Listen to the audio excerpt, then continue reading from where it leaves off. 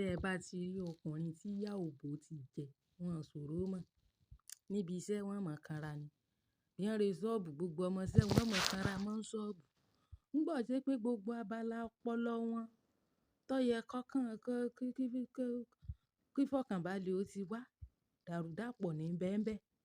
A ti sọ pé ọpọlọ, ẹ lè dá yàtọ̀, ẹ lè separate ọpọlọ. Bọ́pọlọ ọkùnrin ṣe ń ṣiṣẹ́, tí bókó rẹ̀ ṣe ń ṣiṣẹ́. Ibi táwọn oxytocin, àwọn dopamine, àwọn endorphin, àwọn androgen, gbogbo àwọn hormones tó ti ń secrete jáde. Ibẹ̀ gan-an site un, ibi tí intelligence àti reasoning náà ti ń jáde ni. Central nervous system, òun ló ń control gbogbo àwọn hormones yẹn. Eventually, ìgbà tí ọkùnrin ò bá rí òbòdò, ọpọlọ rẹ̀ ò lè ṣiṣẹ́, ọpọlọ rẹ̀ ò lè settle. Òní dífá fún gbogbo wọn tí wọ́n máa ń kanra mọ́ èèyàn kiri inú ilé. Bó bá ti fẹ́ yàwó tí bá ti ń fi ìyòbò jọ fún rẹ̀ lọ́wọ́ àwọ̀rọ̀kọ̀ tó fi ṣàdá. Tó yọ bá ní ìsìn. Àwọn ọmọ tó ń kanra mọ́ ṣọ́ọ̀bù kì í sàn ní ọ sí ọ. Ẹni ó sí ọ ọ̀tọ̀. Bẹ́ẹ̀ ni. Yàtọ̀ fún pé orí wọn fi gbogbo ara pé tààrà náà tí wọn ò bá ti rí òbòdò, prostate cancer ò jìnnà sí ìgbésí ayé wọn. Tó bá yá ní ìsìn ẹpọ̀n wọn o mọ̀ wú ni. Yóò kọ́kọ́ mọ́ ro wọn ná.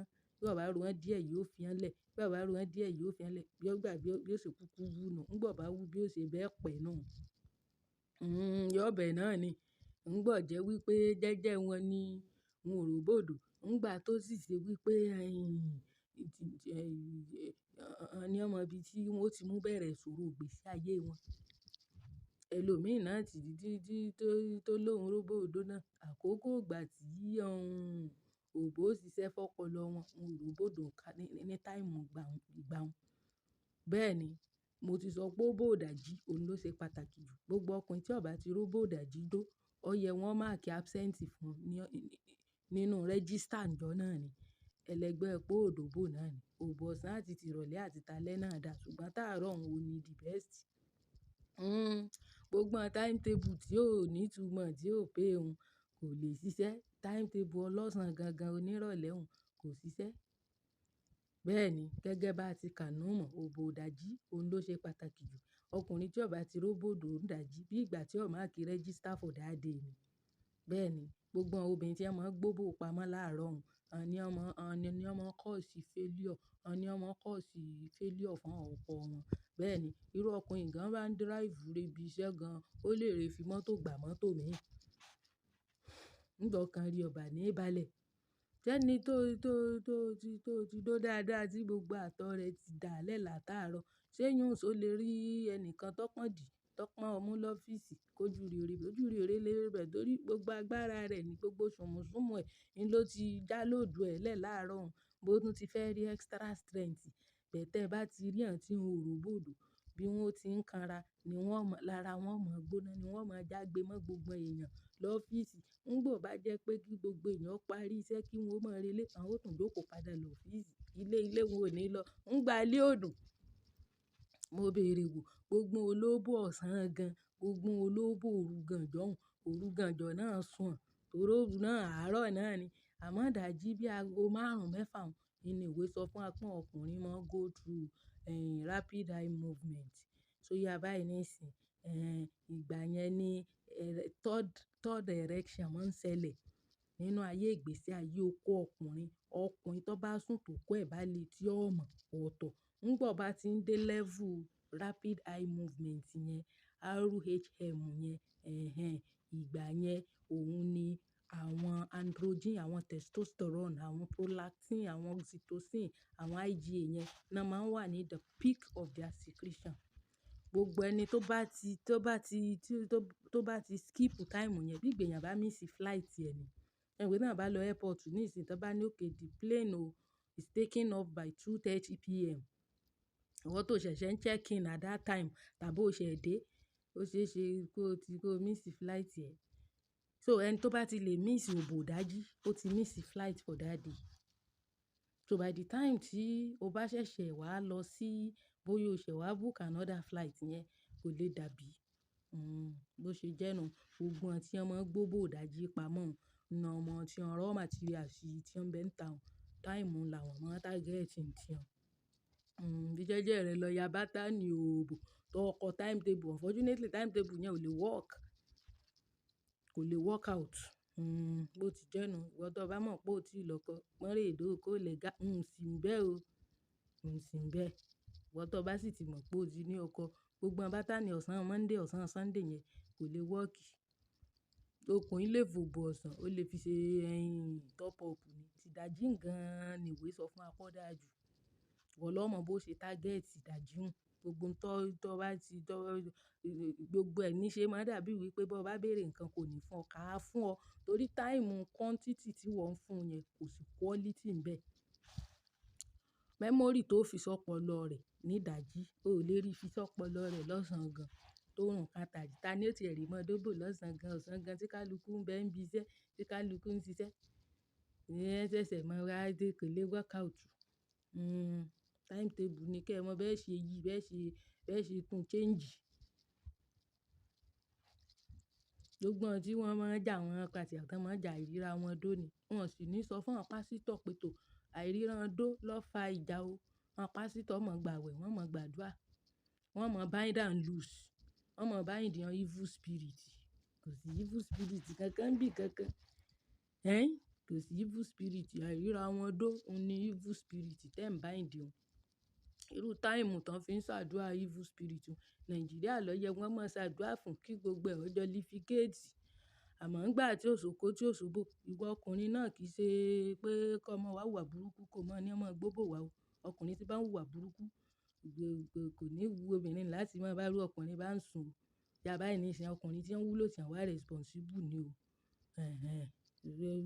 Tí ọmọ hùwà burúkú, tí ọmọ sọ̀rọ̀ burúkú sóbìnrin tó jí láàárọ̀ tó mọ̀ ṣé pè fún obìnrin, ìyẹn kọ́ là ń sọ o. À ń sọ̀rọ̀ ọkùnrin gidi tí wọ́n lọ́rọ̀ ire lẹ́nu bó ti ẹ lù lọ. Kọ́ ọ ní wàkíwà rẹ dà.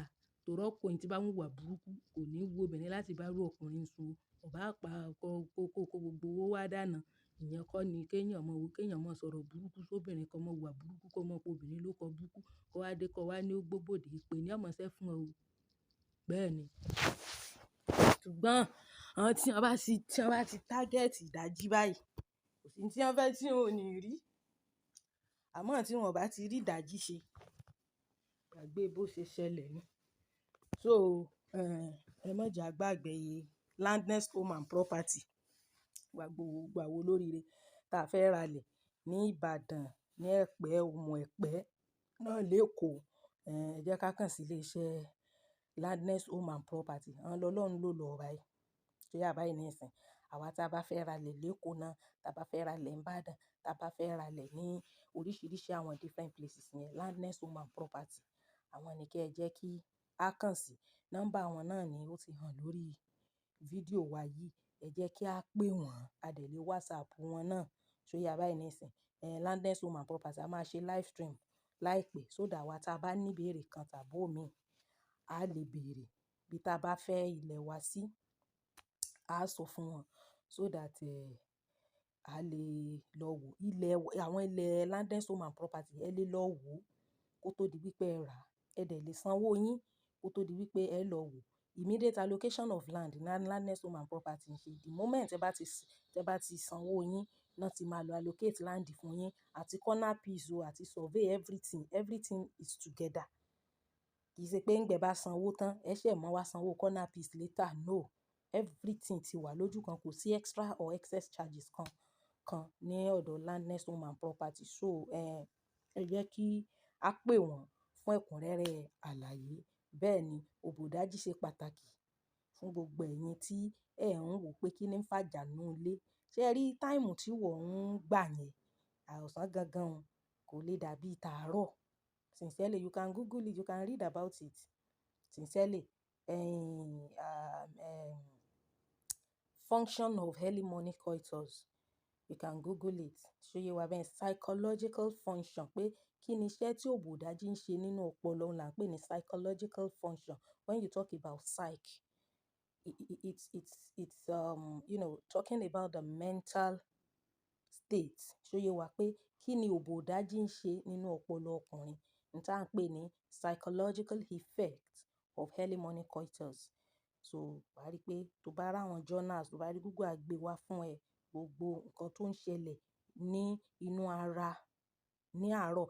And even àwọn ọkùnrin tó ti ń dàgbà, this is another salient point. Àwọn tó ti ń pé 50, 60 yẹn, 70, tó kó wọn ò fi bẹ́ẹ̀ kí ń dìde mọ́ by nature because of age. Ẹ máa target àárọ̀ náà fún àwọn yẹn. Instead tán fi máa mu àwọn chemical tó máa affect wọn, you can target àárọ̀ because àárọ̀ yẹn wọ́n ti ṣe wàhálà. Ara wọn ti relax, àwọn hormones wọn ti wà secreted and they are at the peak of secretion. That very early in the morning, it's good for elderly people. Ó dáa fún àwọn elderly people tó ṣe pé wọ́n ti dàgbà. By naturally, àárọ̀ yẹn wọ́n á secrete àwọn hormones wọn. Strength wọn dẹ̀ ṣì wà ńbẹ̀ because they have not done any wàhálà. So it's also good for elderly people. Then it's good for young people too. Ṣóyé wa, we cannot rule out the positive effects of early morning coitus. Other time of the day is also good, but biologically ní ti ara, ṣóyé wa bẹ́yẹn, that early morning is good.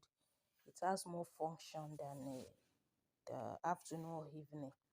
So ẹ má jẹ́ a gbàgbé Landnest Home and Property bí mo ṣe sọ. Landnest Home and Property fún gbogbo àwọn olóríire tá fẹ́ ra lẹ̀, tá dẹ̀ fẹ́ ní property ní Èkó àti ní Ìbàdàn. Ẹ jẹ́ ká pé Landnest Home and Property. Gbogbo nǹkan tá bá fẹ́ ká ṣàlàyé fún wọn so that àwa náà ó lè di onílẹ̀ ní ìlú Èkó àti agbègbè pẹ̀lú Ìbàdàn. Thank you so much. Ọjọ́ tá bá máa ṣe live stream, I will create awareness. All right guys, love you. Bye bye.